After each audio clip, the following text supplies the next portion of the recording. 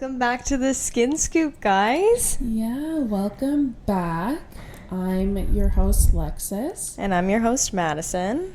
And today is an episode I feel that we hold close to our hearts, only because it's something that I feel we all kind of go through. Yeah. Basically, the idea of today's episode is skincare, mental health, why your routine can be self-care, and all things around basically seasonal depression. Mm-hmm. Mental health is kind of a taboo thing to talk about, and seasonal depression, but I feel like a lot of people are doing things to help them cope better. Yeah. Whether it's some kind of medication, therapy, whatever you have to do to make yourself feel better, but I feel like it's still not really talked about or normalized. Yeah, it's a heavy topic. Yeah, for sure. Like, I am just kind of learning and navigating my own mental health, that I probably suppressed it for a really long time.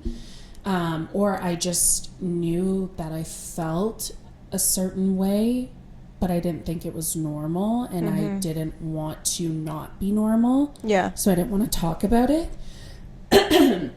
But I feel like working with my therapist has really put into perspective, and even just connecting with you and connecting with other people who have gone through the same thing, makes it easier to talk about. And with the winter months coming, I find it hits me the hardest. Like, last year was really, really rough for me. We're about to go real downhill. Yeah. And it's interesting how common it is. I would say, I was reading something that 15 to 20% of Canadians experience seasonal depression, and 2 to 3% of those cases are reported to be severe, which seems like a low number. But I will say, while I probably haven't experienced the severe side of seasonal depression, it feels like the world is ending. Oh, yeah. When I'm in those episodes.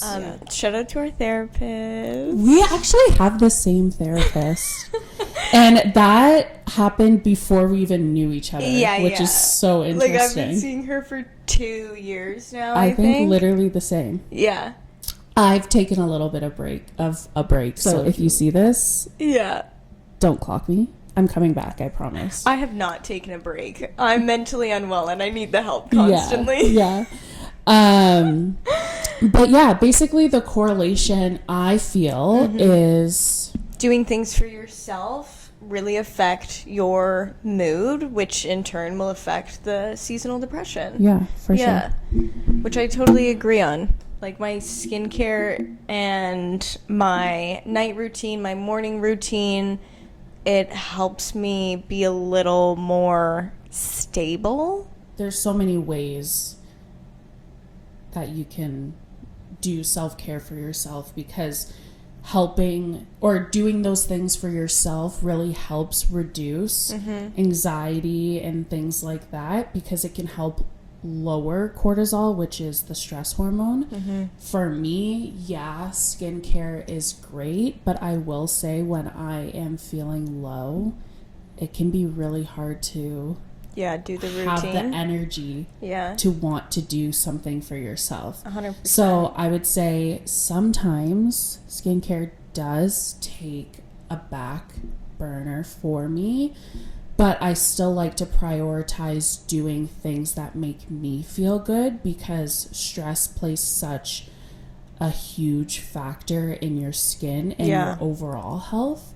So for me, I love taking a bath. I find a new way to spice up a bath. I love bath bombs. I don't care what anybody says about them. I will put essential oils. I will put rose petals. I will put bath salts. I'll light candles. I'll have lights going. Your disco ball light thing. And I will rot in the bath for an hour and a half and do a face mask. And like, doom scroll TikTok, but that's just something for me that I find helps reduce my stress levels. Is there something that you do that is self-care? This is something that I talk about literally every single day. Every time I do a facial and I'm consulting and I'm asking questions like, what's your stress like? What's your job like? What's your home life like? Because we get a lot of people with acne or inflammatory conditions, and your cortisol levels play a huge role in your skin. And I have noticed that for myself when my cortisol spikes and I am just an absolute mess. My face is a mess. My skin's a mess. My body's a mess. I'll break out in a rash and... Yeah, me too. Yeah. I do the rash like, too. So unfortunate. I feel like we've both been in fight or flight for a long time, and things are starting to level out now. Yeah. But yeah, what is something that you do when you're going through those episodes that helps you ground yourself or, you know, lower those levels? Yeah. Also, PSA, we are so comfortable talking about our mental health with everyone. Like, it's not something difficult for us to share. Like, we're really open with this stuff. Something that I would do for myself, it depends. If I'm feeling like stressed, overwhelmed, anxiety, I will literally put my headphones on and run. Like, I will take my dog, attach him to my waist, and I will just run my road. It's in the country, nobody's around, and I just book it until I can't breathe. Exercise is great. Yeah. It's great. Again, sometimes stuff like that can be hard, but it's just finding what works for you to help lower those levels and just take care of yourself, because it can be so hard to want to leave bed or want to clean up or want to shower. And I always say fall into that a little bit, allow yourself to feel those feelings. It's still great to have some kind of structure or routine to help ground yourself and kind of bring you out of those episodes, and having a good support system. Totally. The support system is huge. Yeah. I find it difficult to stay in routine when I'm going through those low periods. Like, my routine just falls apart. I seem to always manage to continue to take care of myself personally, but my home will fall apart. Cleaning stops. Like, it just does not go well. But I make sure I have those 3 showers a day. I'm washing my face morning and night. I'm like, my skincare is the most important thing to me, and taking care of myself is the most important thing to me. But yeah, that house. I'm gonna be sending the Roomba around, and that's it. It's interesting because that can be similar, but I also feel like I'm kind of the opposite, and skincare is really important to me, but like, I could not eat all day. I'll definitely wash my face twice a day, but I will be doing the bare minimum. The bare minimum. And then my skin is a mess. I'm breaking out. I have hormonal and stress breakouts, and it's just hard. Like, the only thing I want to do is lay in bed. So I've gone through those periods. Again, last year, I find always the winter really, really tough for me. So this year I have started some medication, a pretty low dose, but just to see if it'll help. Honestly, I feel great. But I feel like I couldn't allow myself to go through what I had gone through last year. 100%. Yeah. That's not fun. But in terms of skincare and how it can be self-care, I find I always get pretty anxious at night. You can turn like that cleansing into a game for yourself. You know how, I don't know if you ever did that thing where you like close your eyes and you're like, what's 5 things I can hear? And 3, you know, and it's a way, and you count down all your senses. You count down basically all senses, and it's a way to like ground yourself and bring yourself out of anxiety. You can do that when you're doing skincare as well. So how does the bubbles feel? How does your cleanser feel? How do your products smell? The really slowing down your routine, and those gentle touches are so good for regulating your system. You have no idea, honestly. Taking a moment, taking a breather, just and going a win slow. is a win. If all you can do is cleanse your face, Then just, like... it's fine. Yeah. Honestly. Yeah. Just, yeah. A win is a win. I think our therapist, at least she introduced it to me, was really looking at glimmers in your everyday mundane routine, something that can feel so small, but it's just a win. It's a glimmer. So Yeah. being able to wash your face, being able to get into your cozy bed, all of those little things, and just acknowledging them and practicing mindfulness and gratefulness and stuff like that can really help. Yeah. She also introduced me to Insight Timer. Do you use Insight Timer? I have it on my phone. I love Insight Timer. So do I. Sometimes I'll just do like a little meditation before I go to bed, and I just lay there and listen to it. I love it. I love the sleep meditations. Yes, where they're like talking you down. And you fall asleep Yeah. to it playing. Yes. Like, I love that. I know, telling you to relax your toes, and then it goes up your body, and it feels so calm and just, I don't know, like my heart feels full. Like it feels like good. Do you listen to just like noises too? Yeah, I like the like sound machine kind of thing. Yeah. I want to listen to a thunderstorm. Oh, I love a thunderstorm. I know. Kyle really put me on to having noise, like a background noise. Yeah. As I sleep. I never. I know, used you to and the be like fan. that. No, honestly, I used to previously sleep in Silence. the dark, silence. Yeah. I thought it was weird to have fans on. And then I started dating Kyle, and I cannot not have a fan. That's crazy. It's like too quiet. Yeah, I was the opposite. I was like, now I sleep with absolutely nothing. Yeah. Whereas before, I was sleeping with like earplugs and an eye mask and had to like completely shut off the world. But like now I'm just with my Insight Timer. I love that for you. Just loving it. Do you want me to talk about PMDD? Yes. Actually, because It's not something discussed ever. Yeah, I don't know if I have this. I think I might, honestly. Or maybe I'm just raging. Yeah. I don't know. Maybe it's a little bit of both. I think a lot of women have it, but I think that it's something that is not discussed or understood, especially with doctors. Like, your family doctor has to know anything and everything, and I feel like when it comes to women, we really lack in that department of knowing the woman's body. So a couple months ago, I was diagnosed with PMDD, which is premenstrual dysphoric disorder. If you don't know what that is, because a lot of people don't, it basically means that every time you have your period, once a month when you have your period, instead of it being a regular period where you're going through cramping and mood fluctuations, it's about 110% heightened. And it is awful. Yeah.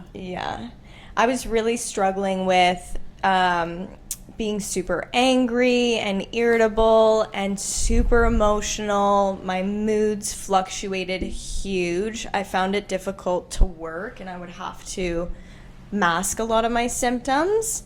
I also struggle with anxiety, so having PMDD really heightened the anxiety, and I am medicated as well. Thank God for that. He recommended that I try a low dose. He even recommended that I could just do it when I'm on my period. It doesn't even have to be like a full-time thing, but I wanted to try full-time because I do struggle with anxiety, and it was getting to the point of panic attacks and whatnot, so that was not fun. That's awful. Yeah. And also when you're like a self-aware person and you have these heightened emotions, you are a little bit more reactive, and then you're so in your head because you feel awful about having those emotions. Totally. And I was feeling like I was taking it out on people, and I don't like that. I like to be a positive person, and making somebody feel crappy because I feel crappy just wasn't it for me. So yeah, he diagnosed me. Has the medicated medication me. helped? So much. Yeah. So much. Like, I'm about to start my cycle, and yeah, I do feel moody and not great. It's like 50% of what I used to feel. That's good. Like I wouldn't be here right now if I wasn't medicated. For sure. I would have said, fuck this, I'm not doing this today. That's fair. And you can take those times for yourself if you feel like you need it, but I'm glad you're here. Yeah, I feel good. I'm just like low energy, but that's fine. Yeah. It's not a big deal, but yeah, thank God for my medication. Thank you, Mr. Doctor. I love you. Yeah, and it's good, and it's not a bad thing to be medicated. There is a lot of like stigma on medications Huge. and stuff like that. I feel like if you need it, and it doesn't take it away completely, but it makes you a better version of you. Yeah. Like, wouldn't you want that for yourself? Everyday life be a little bit easier. Yeah. Why wouldn't you? I think I've been on it now for almost 4 months. Mm-hmm. And I have not had that, like, panic. Mm-hmm. I only had that anxiety the one time where I looked at you and I was like, I have anxiety right now. Yeah. That was it. That's all I've had. That's good. And I mean, when I was, kicking the dog out of the house, but... Yeah. I've been on it, a month and a half, I feel, at this point? I feel like only a month. A month? Who knows? About a month, for sure. I don't even know what month we're in. I know. About a month for sure. I feel good. Mm-hmm. I'm on a really low dose, a little bit lower. Yeah. Because I had this own internal battle with getting on medication for a really long time. And I think it's just the way that I was brought up. 100%. I don't think that there's anything wrong with different types of medication. No. I have PCOS. I'm on medication to help with that. So I don't feel like it's a bad thing, but it was just a mental battle for me. Yeah, 100%. But going on it, I feel good.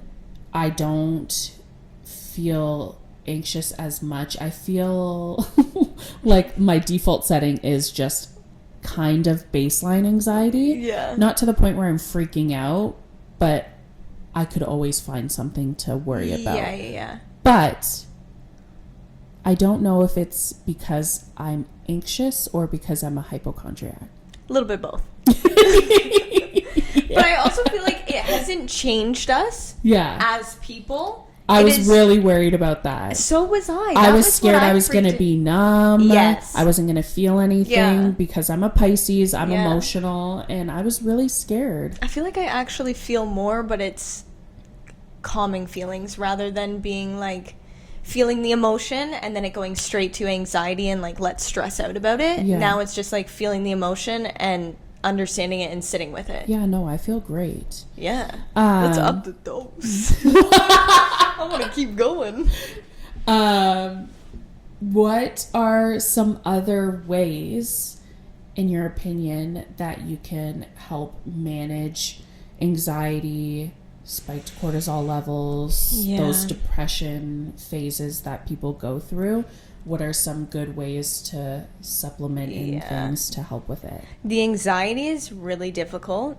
Being someone who has suffered with like multiple panic attacks to the point where I black out and literally my body shuts down and I hit the floor. Mm-hmm. It's so hard. It's so difficult. I would say like if you struggle with anxiety or depression, number one, go see a fucking therapist. Oh, a therapist? 10 out of 10 would recommend. I can't. No, I know. It's life-changing. Once you find one who suits you. I found her right away, So did I. I'm so lucky. I know. I will say that I know people that have tried multiple therapists and they're like, this sucks. Yeah, it's awful. Where our therapist, I feel like she actually probes you and asks you, not just like, how does that make you feel, but actually gives you resources and good information that you can take from it and apply to your everyday life. And she's so real. So real. So funny. Yes. Which I love. We just laugh. Yeah. So I would say start with a therapist. Yeah. That's like numero uno. Like, start there. And the people that think that they don't need a therapist probably need the therapist the most, because that was me. I suppress everything, and then all of a sudden it was starting to come out, because it always does, and I was like, get me in there every week. Yeah, I've been Please, there I every need week help. for like 5 months. My bank account was so mad. I need help. So yeah, Therapist. and she taught me so many ways to help manage my anxiety without going straight to medication. Because, like, I mean, I've been seeing her for 2 years, and I just went on medication about 4 months ago. I know. Right? She was the one that pushed me to get diagnosed with ADHD. Yeah. I did not think that I had it because I'm high functioning, ? Yeah, you're inattentive. Yeah, and I can get things done. I would say sometimes tasks feel daunting, but it's not like doing things around the house. Once I start something, Yeah. I'm really good at doing it, but it could be getting in my bath, getting out Yeah. seems daunting. Yeah. And then I get out and I sit in my towel for 45 minutes because getting dressed seems daunting. It's things like that. But when she pushed me to get diagnosed with CPTSD and ADHD, I was like, wow, that makes a lot of sense. Yeah. That makes a lot of sense why I struggled in school, but I wanted to learn. Yeah. I get that. I had a really hard time, I would say, in elementary and high school, but once I went to college, I really applied myself and I was getting top of the class marks. But that can really affect you because you feel like you're defective. Once you get diagnosed, though, it feels so good to, like, when I got diagnosed with PMDD, I was like, maybe I'm just a raging bitch. Like, maybe that's what it is. Like, this is just my personality. This is just who I am. I'm bitchy. I'm still bitchy, but not as bad. It's not my entire personality, but it felt so good for him to be like, this is what you have. And women struggle with this. And validated. Like, it felt fucking great. Yeah. I walked out of there and I was like, I'm not a raging bitch. It's fine. It's fine. Everything's fine. And a lot more people struggle or have something that you don't know. And it's important to be kind, to be gracious, and other ways to help manage would be continuing, get therapy for sure, do your self-care, things that help you, Insight timer, breathing techniques, meditation. Kyle loves to do, what's it called? breath work. What's it called? He loves doing that. I do it with him here and Know here your and then. partner better. Yeah, seriously. He loves to do breath work.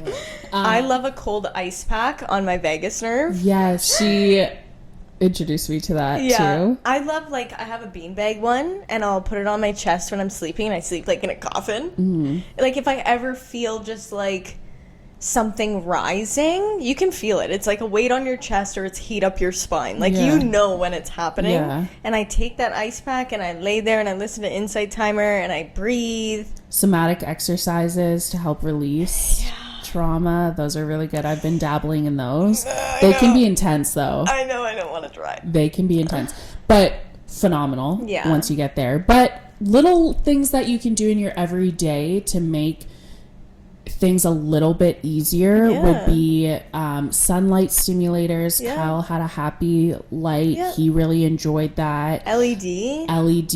Just the brightness of Absolutely. it. Using ingredients that help with your mood. Yeah. Lavender for its calming effects. Eucalyptus. Anything like that. And I say go into all of your senses. For sure. I think that if your skincare makes you calm, cool, collected, and happy, then, like, you're winning. Do your skincare routine. But, like, for sure. Or just commit to one step in your routine to maintain some type of sense of control in your life. Just because we're estheticians and, you know, do a lot with skin and body, a lot of people view us as, like, we just do that, but it's a whole picture. Like, it's everything. It's not just your skin. Yeah, it's nutrition, what you're putting into your body, factors that we can't control, pollution, stress is your home huge, life, your work life, your hormones. like there's so much to it that we discuss every single day. It's not just, we're not just doing fluffy facials. There's a lot that goes into it. But I feel there are a lot of people that just focus on fluffy. Yeah. I feel like we have a really well-rounded education and we look at it from a holistic standpoint. Yeah, totally. Because you could be using the best skincare and doing the best treatments and still have a concern, whether that's inflammatory acne, pigmentation, whatever. That was literally me. Yeah. And it could be linked to stress in the body. It can be linked to hormonal imbalance, things like that. Your body could be in fight or flight, and we look at it from, the bigger picture. Which I love about us. And I think that's really important. Yeah. That's pretty much our struggle. Yeah. What we went through, how you can prioritize skincare or self-care. I think in future episodes we'll go more into the direct correlation between stress in the skin and gut health in the skin, because that's also really important. But just take care of yourself. Yeah. Give yourself grace. We care about you. Know that other people care about you too. Yeah. And question of the day. What's our question of the day? Do you have any seasonal skincare rituals that help you cope with changes in mood or energy levels? Do I? You ask?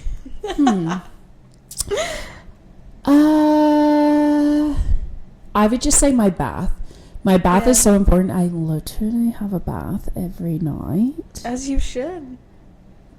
Especially in the winter because it's cold. Yeah, that's I know. I just a really be important thing to me. Yeah.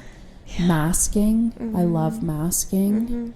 I love cleaning the house with my headphones on and pretending that I'm a pussycat doll. Like things like that. Baby. Though that's self-care to me. Yeah. And that helps me regulate my emotions. Yeah. I really get into yoga and like stretching and moving my body, Pilates. Yours is like actual. I pretend to be a pussycat doll and walk around the house in 6-inch heels and booty shorts. Moving my body, being a previous dancer, like it just feels so calming to me. Like I'll dance around my house with my headphones in. Yeah, like exactly. contemporary dance. Like it's just like, oh yeah, I used to do that too. Yeah. Like I just want to feel something and move, and music and whatnot makes us feel something, you and I. So yeah, I mean we're both dancing around. You're just twerking and I'm not. I'll do a little There's a little shimmy shimmy, jazz hands. A little shimmy, a little 1-2 step. Yeah. A little ball change. Step ball change. Pirouette. Yeah. Anyways, I want to know, as the viewer, your answer to our question of the day. Yeah, does anyone else do a step ball change? That's what I want to know. But yeah, love yourselves. We love you. Yeah, thanks so much for joining hanging out. Love this episode. That was fun. Yeah, that was really cute. Thanks for tuning in to today's episode of the Skin Scoop Podcast. Aestheticians Unplugged. And please don't forget to like, subscribe, share. Join the movement, baby. The Scoopers. I don't like that one. The Scoopettes. Bye.